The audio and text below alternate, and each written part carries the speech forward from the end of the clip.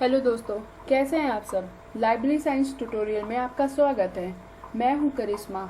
इस चैनल में हम बीएमओयू के बीएलआईएस के सभी पेपर्स के चैप्टर वाइज वीडियो आपके साथ शेयर करेंगे।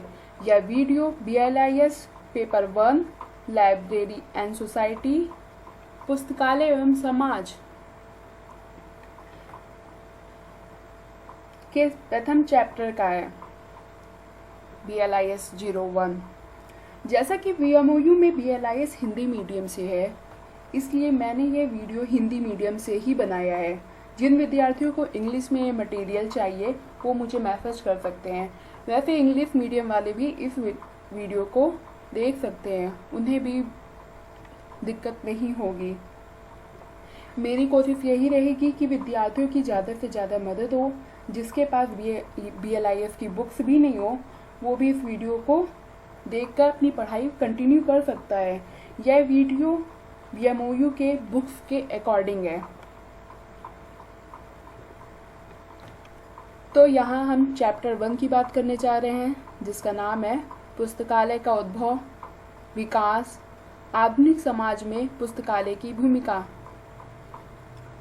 Development of libraries and role of library in modern society.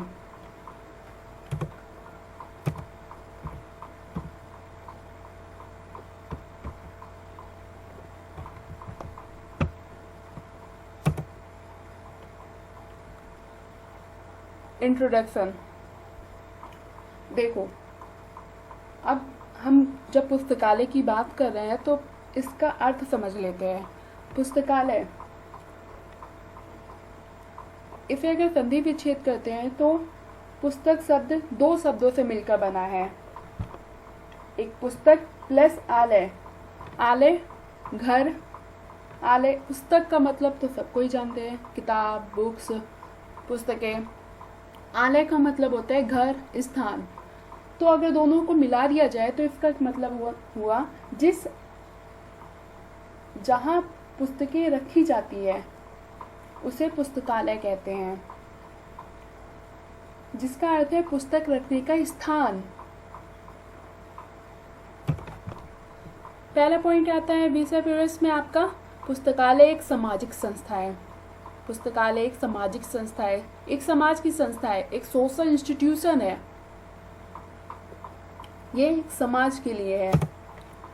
आपको पुस्तकालय विद्यार्थी के रूप में पुस्तकालयों के उद्भव, विकास, आधुनिक समाज में पुस्तकालय की भूमिका से परिचित होना चाहिए। अगर आप एक लाइब्रेरी के स्टूडेंट्स हैं, ठीक है, तो उसके लिए आपको लाइब्रेरी के डेवलपमेंट और उसका ओरिजिन कब हुआ और मॉडर्न सोसाइटी में लाइब्रेरी का क्या रोल प्ले है, क्या भूमिका है, उसे पता होना चाहिए। सेकेंड पॉइंट आता है आपका, सेकेंड हेडिंग आती है आपकी, पुस्तकालय महत्व एवं उपयोगिता, library importance and utility. Library का क्या महत्व, क्या उपयोगिता है, क्यों हम इसे उपयोग करें। चलो देखते हैं क्यों हम इसे उपयोग करें। देखिए, पहला पॉइंट आता है, पुस्तकालय सभ्य समाज के आवश्यक अंग के रूप में सदैव विद्यमान रहे हैं। देखो, मानव सभ्यता की कहानी से पता चलता है। जब हम ह्यूमन सिविलाइजेशन देखते हैं तो हमें उससे पता चलता है कि पुस्तकालय पहले भी थे, आज ही नहीं पुस्तकालय आ गए हैं। आज हमने लाइब्रेरी में BLIS में प्रवेश किया है, BLIS में हम एडमिशन लिए, तो इसका मतलब ये नहीं है कि कल ही पुस्तकालय बने हैं। ये पहले से ही सिविलाइजेशन से पता चलता है हमें, ये पहले से ही विद्यमान थे। पुस्तकालयों ने समाज के सामाजिक, राजनैतिक, आर्थिक और सांस्कृतिक विकास में महत्वपूर्ण भूमिका अदा की है। ये कैसे अदा कर रही है ये आगे हम देखेंगे, पर यहाँ पर समझते हैं पुस्तकालय ने समाज के सामाजिक, राजनैतिक, आर्थिक, सांस्कृतिक विकास में महत्वपूर्ण भूमिका अदा की है। पुस्तकालय एक सामाजिक जन संस्था है, एक समाज की संस्था है जो निरंतर समाज कल्याण हेतु करते हुए ज्ञानी और अज्ञानी को समान रूप से ज्ञान वितरित करती है। पुस्तकालय में एक नॉलेज वाला भी पर्सन आ सकता है, जैसे नॉलेज नहीं है वो भी पर्सन आ सकता है। दोनों को समान रूप से ट्रीट करती है। ऐसा नहीं है कि इसके पास नॉलेज है इसके पास नहीं है तो हम इसको अंदर आने देंगे, इसको नहीं आने देंगे। दोनों ही पर्सन आ सकते हैं और वहाँ शिक्षा ग्रहण कर सकते हैं। नेक्स्ट, पुस्तकालय वास्तव में ज्ञान के भंडार हैं जिसके प्रत्येक दरवाजे प्रत्येक व्यक्ति के लिए सदैव खुले होते हैं। जो एक लाइब्रेरी होता है उसमें बुक्स का भंडार होता है, उसके दरवाजे सबके लिए खुले होते हैं। जैसे इसमें हम बात कर रहे हैं पब्लिक लाइब्रेरी की बात करें तो उसके दरवाजे सबके लिए खुले होते हैं। एक जनरल लाइब्रेरी की अगर कोई भी बात करता है तो उसमें पब्लिक लाइब्रेरी ही आती है। आगे बात करेंगे पब्लिक लाइब्रेरी क्या होती है इसी स्लाइड में देखिएगा, जिनके दरवाजे प्रत्येक व्यक्ति के लिए सदैव खुले होते हैं और ज्ञान अर्जन की इच्छा को पूरा करता है। यह जन साधारण को आजीवन शिक्षा प्राप्त करने में सहायक होते हैं।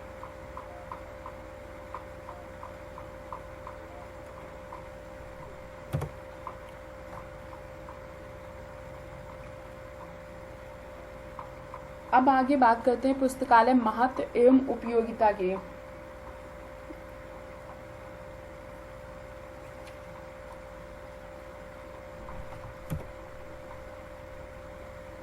उसी पे आगे ही बात कर रहे हैं।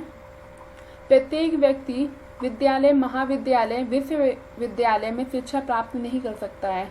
उसी के आगे ही बात कर रहे हैं महत्व एवं उपयोगिता में कि प्रत्येक व्यक्ति, जो हर कोई व्यक्ति होता है, वो स्कूल, कॉलेज, यूनिवर्सिटी सब जगह जाके शिक्षा प्राप्त नहीं कर सकता है। आप 11th क्लास में, 12th क्लास में है, या मान लीजिए कोई स्कूल का बच्चा है, वो एडमिशन लिया है, स्कूल में जाता है, आपके दादाजी तो नहीं जा सकते ना उसी स्कूल में। यहाँ पर समाज के विभिन्न वर्गों के लिए कोई भी जाके पब्लिक लाइब्रेरी में शिक्षा ग्रहण कर सकता है, चाहे वो बच्चा हो, स्त्री हो, वृद्ध व्यक्ति हो, कोई भी हो,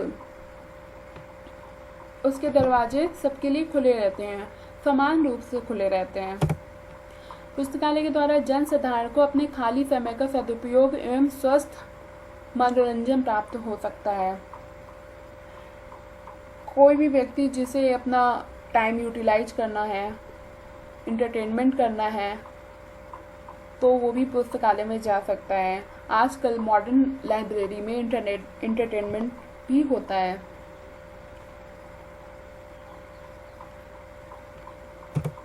नेक्स्ट, पुस्तकालय मानवता की साहित्यिक और सांस्कृतिक उपलब्धियों को आगामी पीढ़ियों के लिए सुरक्षित रखते हैं। इसका क्या मतलब है? इसका मतलब है जो भी बुक्स होती हैं, आज जो छपी है बुक्स, वो आगे आने वाले लोगों के लिए एक धरोहर का काम करती है। फ्यूचर जनरेशन के लिए ये लाइब्रेरी, कोई भी लाइब्रेरी हो, वो एक धरोहर का काम करती है। समाज के विभिन्न व्यक्तियों की शैक्षणिक जरूरतों की पूर्ति के लिए पुस्तकालय की भूमिका महत्वपूर्ण है।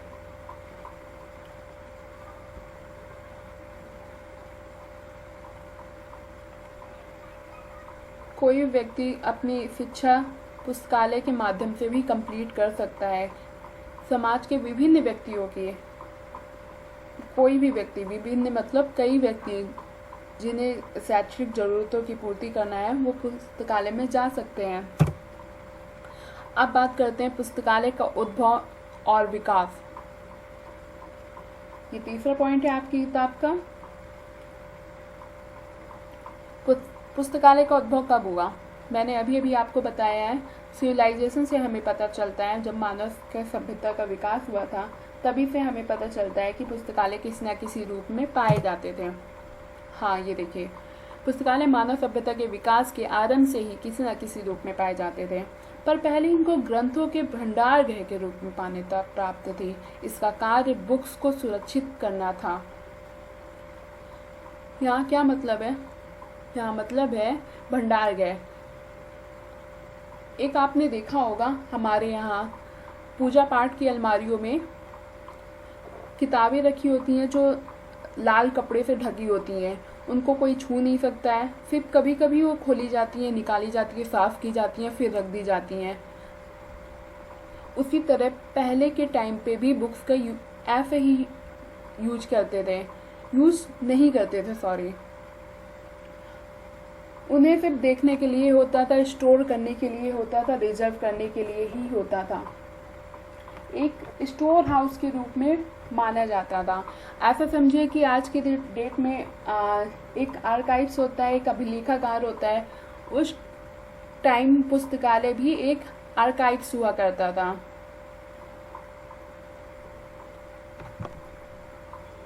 बुक्स को उस टाइम भी प्रिजर्व करते थे, सुरक्षित रखते थे।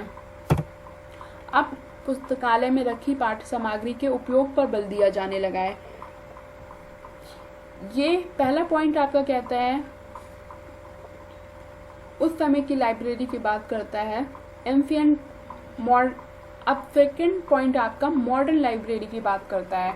मॉडर्न लाइब्रेरी में क्या होता है कि पाठ्य सामग्री के उपयोग पर बल दिया जाने लगा है।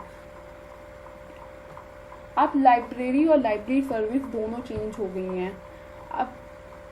अब पुस्तकालय में रखी पाठ्य सामग्री के यूज पे बल दिया जाता है कि आप इसे यूज करें, ज़्यादा से ज़्यादा आप इसे यूज करें। नेक्स्ट, आधुनिक पुस्तकालय को एक जन सेवा की संस्था माना जाता है। आज की मॉडर्न लाइब्रेरी जो होती है वो पब्लिक के लिए ही होती है, पब्लिक की सेवा के लिए होती है, उसे पब्लिक इंस्टीट्यूशन कहा जाता है। आधुनिक ग्रंथालय का कार्य पुस्तकों के स्रोतों और सेवाओं का अधिकतम प्रभावशाली और सक्षम उपयोग करवाना है। आज के लाइब्रेरियन का क्या काम है कि जो बुक्स रखी हुई है लाइब्रेरी में उसका मैक्सिमम यूज हो सके और मैक्सिमम सर्विस देना, ज़्यादा से ज़्यादा पुस्तक को लोगों तक पहुंचाना। एक तरह से देखा जाए कि लाइब्रेरी को उसकी सर्विस को मोस्ट इफेक्टिव और इफिशिएंट बनाना है।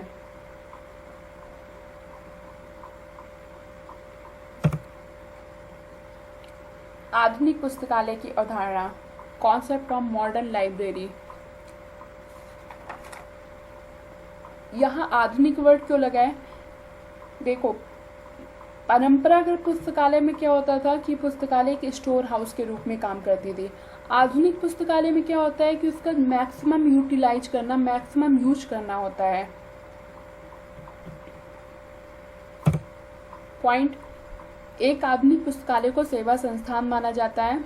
इसका उद्देश्य पुस्तकालय स्रोतों और सेवाओं को प्रभावशाली उपयोग कराना। समझ में आ गया होगा। नेक्स्ट, आज हम सूचना समाज में रह रहे हैं। जिस प्रकार ज्ञान को शक्ति माना जाता है उसी प्रकार सूचना को भी शक्ति माना जाता है। वाह, क्या पॉइंट है। ये पहले हम बचपन से ही पढ़ते आ रहे हैं। Today we are living in information age, information are very important role play in today's life. ये पॉइंट हमें हमेशा से पढ़ते आ रहे हैं। आज हम इंफॉर्मेशन की एज में रहते हैं, सूचना के एज दुनिया में रहते हैं। सूचना बहुत इम्पोर्टेंट है।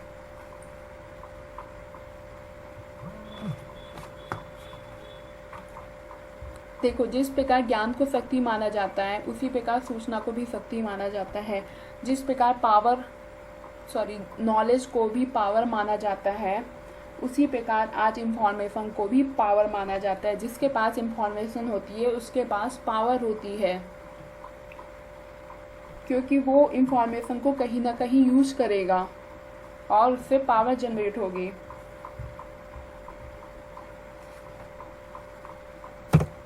पुस्तकालय केवल भूत भविष्य वर्तमान के भंडारण ही नहीं अपितु सूचना निर्दिष्ट भी हो गए हैं। एक डायरेक्टरी का काम करने लगा है, एक इंफॉर्मेशन डायरेक्टरी हो गया है। केवल पुस्तकालय पास्ट प्रेजेंट फ्यूचर के स्टोर के रूप में नहीं है, मतलब पास्ट प्रेजेंट फ्यूचर की बुक्स ही नहीं रखता है, आने वाली के लिए डायरेक्टरी का काम करने लगा है। पहले पुस्तकालयों में पांडुलिपियाँ, मैन्युस्क्रिप्ट, पुस्तकें पांडुलिपियाँ मतलब मैन्युस्क्रिप्ट पुस्तकें, और आवधिक पत्रिकाओं मतलब पेरियोडिकल्स का प्रकाशन होता था। अब ये परंपरागत पुस्तकालय की बात कर रहा है कि परंपरागत पुस्तकालय में मैन्युस्क्रिप्ट आता था। मैन्युस्क्रिप्ट हाथ से लिखी हुई ग्रंथ बुक्स आती थी और पेरियोडिकल्स आते थे। आधुनिक पुस्तकालय इस प्रकार की सामग्री के अतिरिक्त स्लाइड चित्र, audio, video, cassette, map, CD ROM भी खरीदता है और उन्हें संग्रहण करता है। आज के टाइम पे ना इलेक्ट्रॉनिक मीडिया बहुत चल रही है, तो इलेक्ट्रॉनिक मीडिया भी वो रखता है। देखो इसीलिए तो आज के टाइम पे जो बुक्स होती हैं उनका नाम क्या हो गया है, डॉक्यूमेंट हो गया है। हम बुक्स की जगह कभी कभी डॉक्यूमेंट यूज करते हैं, इंफॉर्मेशन भी यूज करते हैं, इसीलिए तो इनका नाम बुक्स की जगह डॉक्यूमेंट हो गया है, क्योंकि ये इलेक्ट्रॉनिक मीडिया भी आजकल रखते हैं। पहले के टाइम पे क्या होता था कि सिर्फ बुक्स रख दी और जो उस समय हाथ से लिखे हुए ग्रंथ होते थे उन्हें रख दिया, और कुछ पीरियोडिकल्स रख दिए, टाइम टू पब्लिश होने वाली पीरियोडिकल्स रख दिए। पर आज के टाइम पे इलेक्ट्रॉनिक मीडिया का जोर दिया जाता है। मोस्ट इम्पॉर्टेंट पॉइंट, पेपर की दृष्टि से बहुत इम्पॉर्टेंट पॉइंट है भारत में पुस्तकालयों के विकास के मार्ग में बाधाएं। ये समझिए पॉइंट, ये क्वेश्चन के रूप में बार बार आता है, चाहे हम अति लघु की बात करें, लघु की बात करें या दीर्घ की बात करें। भारत में पुस्तकालयों के विकास में बाधाएं, क्या प्रॉब्लम्स आती हैं, क्या बैरियर होते हैं जिससे लाइब्रेरी का विकास नहीं हो पाता, जिससे भारत में लाइब्रेरी का विकास नहीं हो पाता। हमारा एक समाज ऐसा है जो इसमें पढ़ना लिखना है तो घर में पढ़ो, बाहर क्या जाना, कैसे पढ़ रहे हो, मतलब ऐसी चीज़ें हैं, बहुत सारी पॉइंट्स हैं जैसे लाइब्रेरी ग्रोथ नहीं कर पा रही है। ग्रोथ तो हुई है पर इतनी तेज़ी से नहीं जितना यूके में हुआ है। तो आते हैं पॉइंट पे। अपना पहला पॉइंट है निरक्षरता, इलिटरेसी।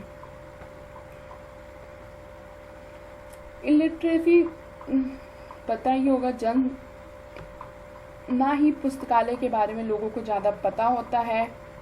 आज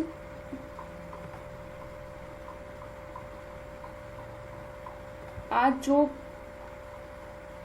जन पुस्तकालय के अभाव में आज साक्षर बनाए गए व्यक्ति कल पुनः निरक्षरता के अंधकार रूपी गर्त में डूब जाएंगे।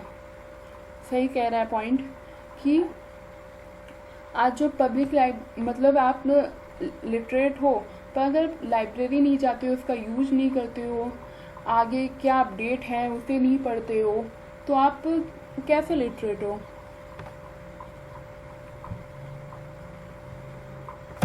Next, lack of financial resources. देखो इंडिया का बिगेस्ट स्लोगन रोटी कपड़ा मकान, बस हम 3 चीज़ों में ही निहित होते हैं। हमारा जो पॉवर्टी है it's root cause of many problems. हमारा ध्यान कहाँ होता है, रोटी मिले, खाने को मिले, कपड़ा पहनने को मिले और छत होनी चाहिए।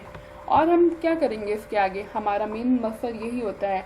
हम अपने नॉलेज पे, विकास पे ध्यान नहीं देते हैं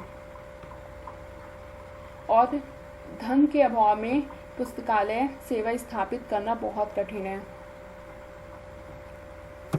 तीसरा आपकी बुक का पॉइंट है जनसंख्या का बिखराव, पॉपुलेशन स्कैटरिंग। जो भारत की जनसंख्या है वो तो पता है 70% जो जनता है वो गांव-गांव में है। बिखराव का मतलब यहाँ पर एक कोई टुकड़े में बटी हुई है, स्पेस रूप में रहती है। कुछ टुकड़े इधर है, कुछ टुकड़े इधर है। कोई शहर की बात की जाए तो कुछ इधर रहते हैं, फिर बीच में गैप, फिर कुछ इधर रहते हैं। तो इस तरह लाइब्रेरी अगर किसी को खोलना हो तो कौन सा प्लेस वो चुने। एक शहर मतलब डिस्ट्रीब्यूशन है पॉपुलेशन का, काफ़ी बिखराव है।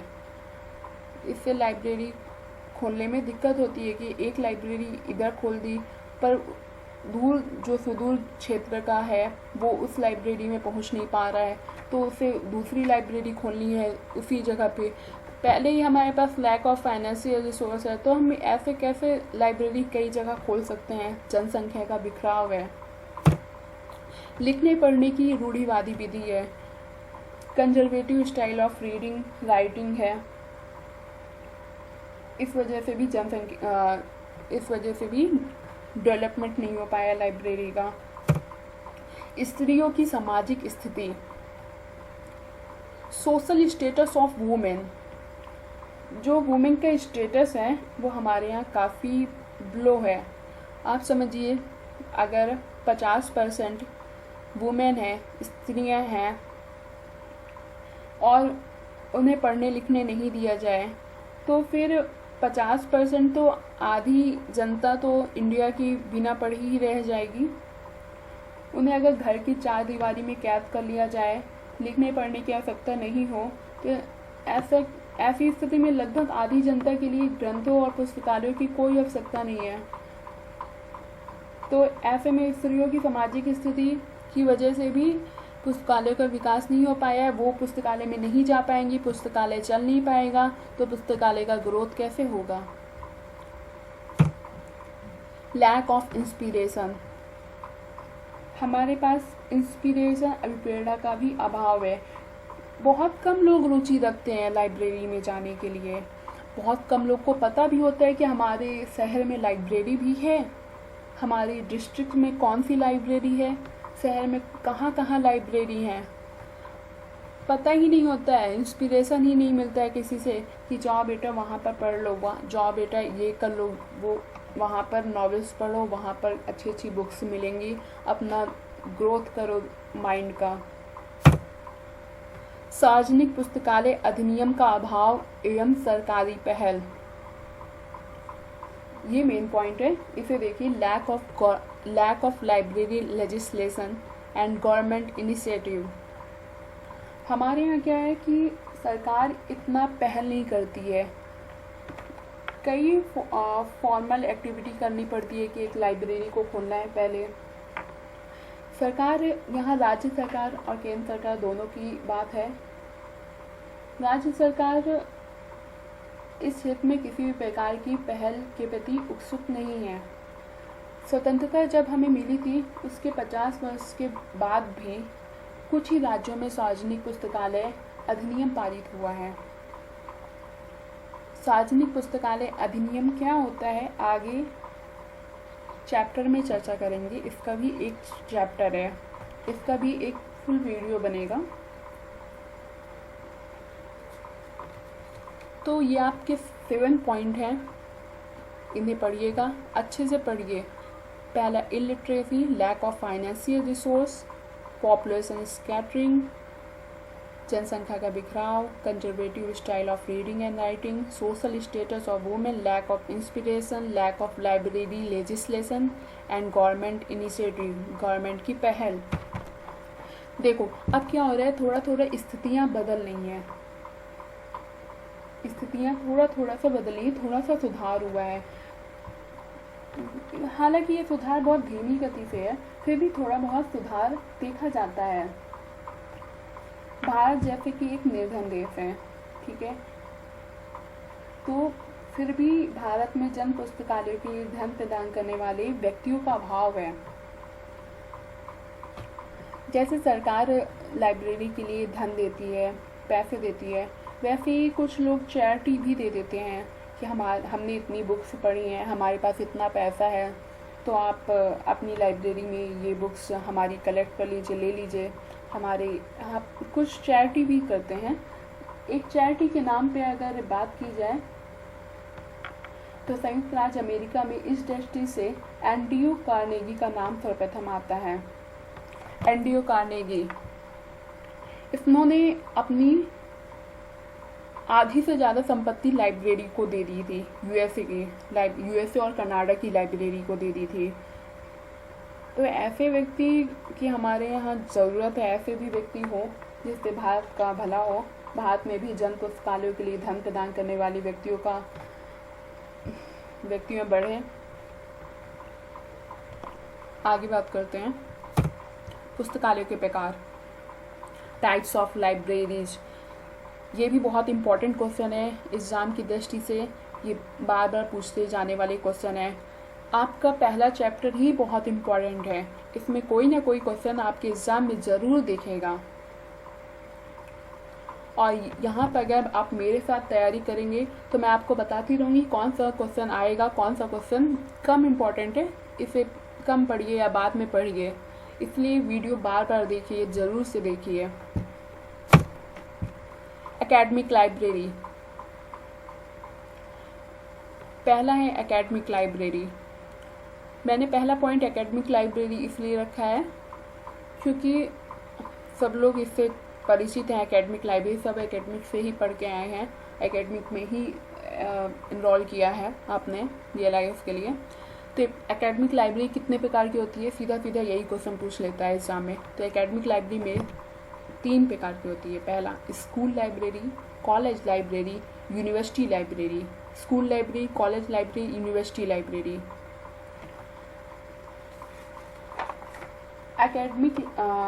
एकेडमिक तो पता है ना, स्टूडेंट होते हैं एकेडमिक में, टीचर्स होते हैं, रिसर्चर्स होते हैं। स्कूल लाइब्रेरी क्या होती है? एक स्कूल लाइब्रेरी में छात्र और शिक्षक, स्टूडेंट्स, टीचर हो या ऑफिस का स्टाफ हो या प्रिंसिपल हो, इन सब के लिए बुक्स रखी होती है। ये सब जा सकते हैं स्कूल की लाइब्रेरी में, पर सिर्फ स्टूडेंट्स के लिए नहीं होती है, टीचर भी जा सकता है, टीचर को भी लाइब्रेरी की ज़रूरत पड़ती है। स्टाफ होते हैं, प्रिंसिपल होता है, उसे भी लाइब्रेरी की ज़रूरत पड़ती है, वो भी जा सकता है। स्कूल लाइब्रेरी का फंक्शन क्या होता है? ये कॉलेज लाइब्रेरी और यूनिवर्सिटी लाइब्रेरी से कैसे अलग है, कैसे भिन्न है? तो स्कूल लाइब्रेरी का क्या पर्पज़ होता है, आप खुद ही सोचिए। स्कूल में अगर कोई लाइब्रेरी खुली है तो उसका क्या पर्पज़ होगा कि रीडिंग हैबिट को डेवलप करे, बच्चों में रीडिंग की हैबिट लगाए और उसके सिलेबस से रिलेटेड बुक्स रखें, बच्चों में सेल्फ स्टडी की आदत बनाएं, सेल्फ स्टडी में ही फोकस करें बच्चे, जिससे खाली समय में भी या अवकाश के दिनों में भी वो अपना सेल्फ स्टडी कर सकें। अब बात करते हैं कॉलेज लाइब्रेरी की। कॉलेज लाइब्रेरी में भी सेम जैसे स्कूल लाइब्रेरी में भी स्टूडेंट और टीचर और प्रिंसिपल होता है, वैसे ही कॉलेज लाइब्रेरी में भी स्कूल और टीचर के लिए भी बुक्स होती हैं। पर कॉलेज लाइब्रेरी में थोड़ा वास्ट कलेक्शन हो जाता है, कलेक्शन जो लाइब्रेरी का है वो थोड़ा बड़ा हो जाता है। जैसे जनरल्स भी आ जाती हैं, पीरियोडिकल्स भी आ जाती हैं और कई प्रकार की डिक्शनरी आ जाती है, इंसाइक्लोपीडिया आ जाती हैं, ईयर बुक्स भी आ जाते हैं। अब यूनिवर्सिटी लाइब्रेरी में क्या होता है? यूनिवर्सिटी में थोड़ा सा फंक्शन बदल जाता है, ठीक है, कॉलेज से ये और बड़ा है। पहले स्कूल आता है, फिर कॉलेज आता है, फिर यूनिवर्सिटी में और बड़ा हो जाता है फंक्शन उसका। तो यूनिवर्सिटी में जैसे किसके लिए होती है यूनिवर्सिटी लाइब्रेरी में? रिसर्चर होते हैं, PhD स्टूडेंट्स होते हैं, MPhil वाले होते हैं, तो उनके अकॉर्डिंग बुक्स रखी जाती हैं। वैसे एक स्टेटमेंट है यूनिवर्सिटी के लिए कि library is a heart of all university work. Library हृदय होता है, यूनिवर्सिटी में जितने भी काम हो रहे हैं उन सब का हृदय होता है। मतलब अगर लाइब्रेरी अगर अच्छे से चल रहा हो ना, तो यूनिवर्सिटी ज़रूर से ज़रूर अच्छे से चलेगी।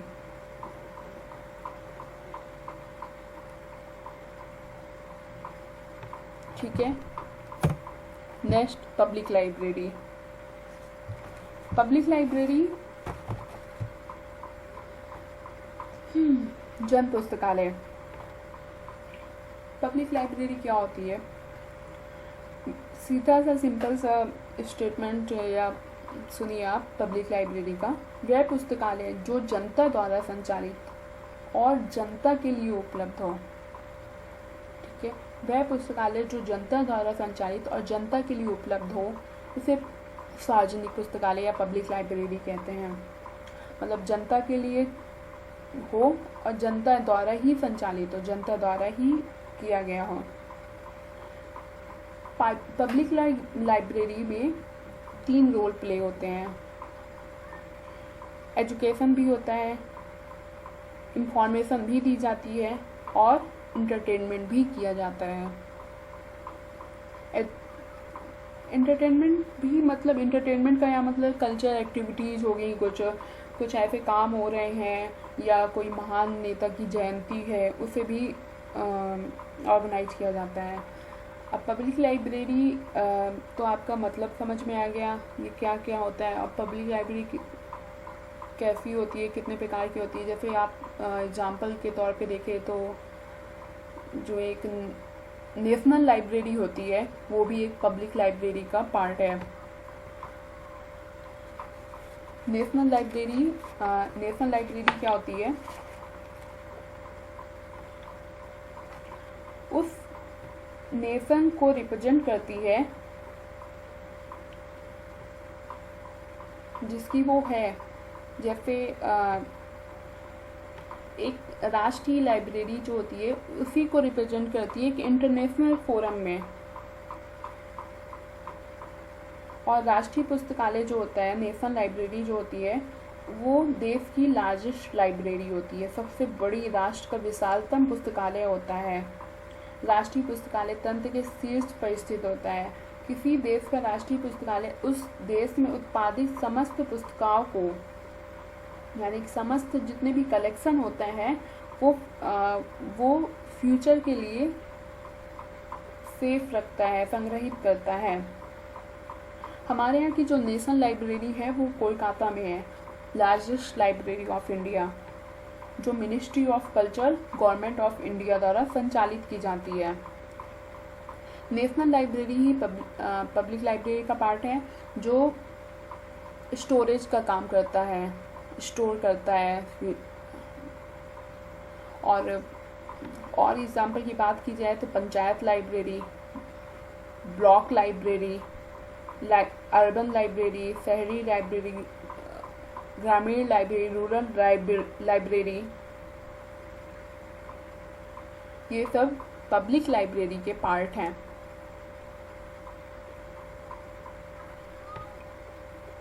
तो पब्लिक लाइब्रेरी आप सबको समझ में आ गई होगी। स्पेशल लाइब्रेरी एक ऐसा पुस्तकालय जो किसी समूह विशेष को सेवा प्रदान करता है, यानी कि एक पर्टिकुलर लाइब्रेरी होती है ये, और पर्टिकुलर सब्जेक्ट की भी लाइब्रेरी होती है, मतलब एक पर्टिकुलर होती है ये। एग्जाम्पल के तौर पे आपको समझ में आ जाएगा। एग्जाम्पल मैं बताती हूँ, जैसे हॉस्पिटल लाइब्रेरी एक स्पेशल लाइब्रेरी है।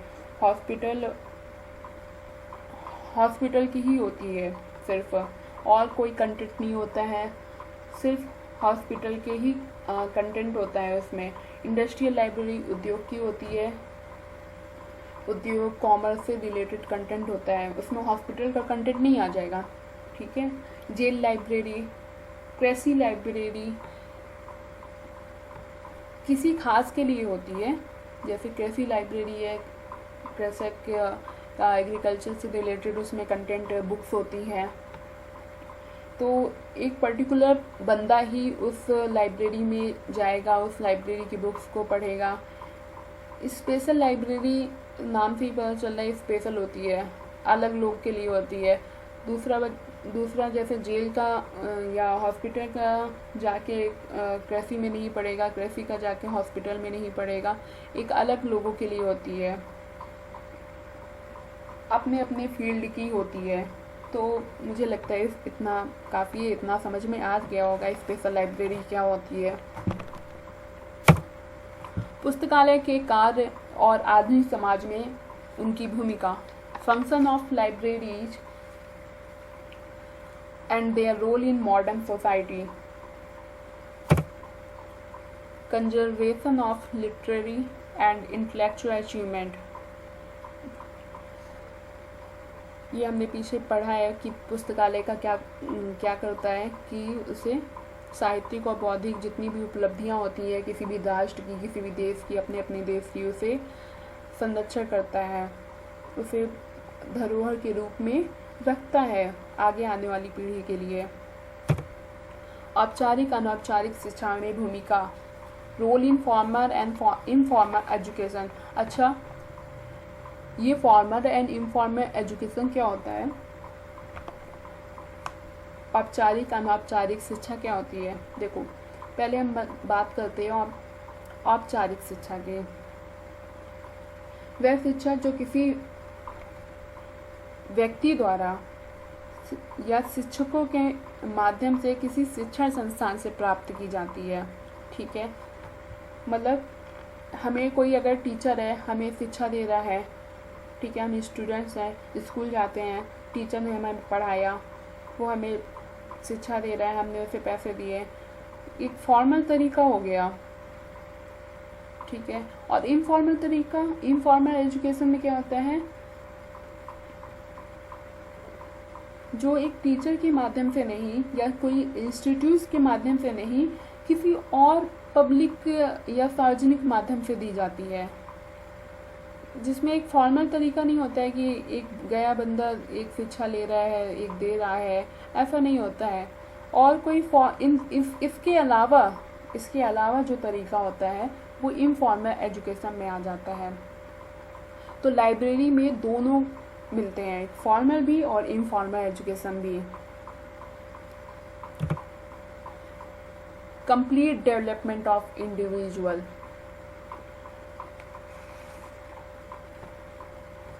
कई लोग ऐसे हुए हैं जिन्होंने लाइब्रेरी में जाके अपनी पूरी पर्सनालिटी, अपनी पूरी लाइफ चेंज कर ली है। तो ऐसा भी होता है कि पूरा व्यक्ति का सर्वांगीण विकास हो सकता है लाइब्रेरी में, उसकी पूरी लाइफ पर्सनालिटी चेंज हो जाती है अगर उसने सही तरीके से बुक्स को यूज किया है, अप्लाई किया है अपनी लाइफ में। अवकाश के समय का सदुपयोग, utilization of time, free time. कोई भी अगर फ्री हो, वो इंटरटेनमेंट चाहता है, पब्लिक लाइब्रेरी जा सकता है। कोई भी कल्चर एक्टिविटी उसमें देख सकता है, परफॉर्म कर सकता है उसमें। आजीवन सर्व शिक्षा का सशक्त माध्यम। एक स्कूल जो होता है ना, थोड़े टाइम के लिए होता है, उसमें जो लाइब्रेरी होती है एक एज तक ही होती है, पर जो पब्लिक लाइब्रेरी होती है वो लाइफ लॉन्ग होती है।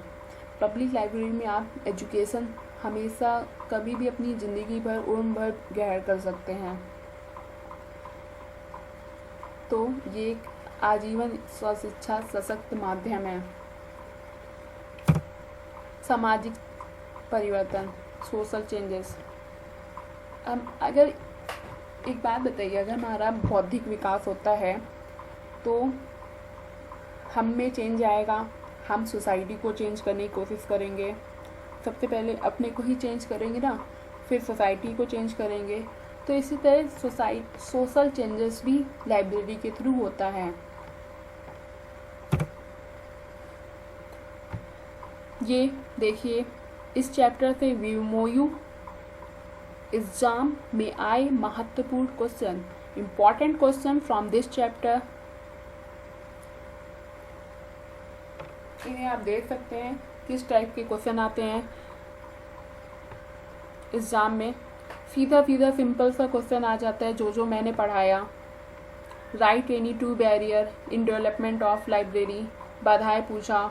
Formal education, type of library.